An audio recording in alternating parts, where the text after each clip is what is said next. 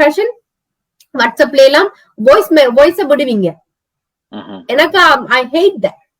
எனக்கு பிடிக்காத ஒரு விஷயம் என்னன்னு சொன்னா, நானே என்ன ரெக்கார்ட் பண்ணி நான் சொல்லி அனுப்புறதும் அவையில் திரும்பி வரதும் இல்ல. 2 minutes கோலடு உண்ட குரலை நான் கேட்கிறேன், என்ன விஷயம் என்று சொல்லு.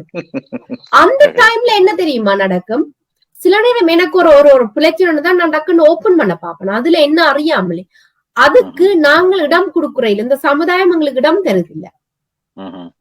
ஏன்னா பிஸி என்ற பேர்ல என்ன செய்வீங்க சொன்னா, ஹாய் எப்படி இருக்கிறீங்க இன்றைக்கு? நான் என்ன செய்வேன், ஓ நான் நல்லா இருக்கிறேன். ஒரு 2 விஷயம் தான் நான் போடுவேன். ஓகே, நாளைக்கு இத்தனை மணிக்கு இப்படி பிரச்சனை இருக்கு, ஓகே இப்படி இதை அரேஞ்ச் பண்ணுவோம். ஹஸ்பண்ட் அண்ட் வைஃப் கூட அதான் செய்றீங்க. ஷாப்பிங் லிஸ்ட் என்ன செய்யுதுன்னு சொன்னா, இப்ப ஃபேமிலி வாட்ஸ்அப் குரூப்பே இருக்கு. நான் இன்னைக்கு லேட்டா வரேன், நான் இன்னைக்கு டின்னர் போறேன், நான் அது கால் பண்ணி சொல்றது இல்ல, அதுல ஒரு மெசேஜ் போடுறது, அவ்வளவுதான்.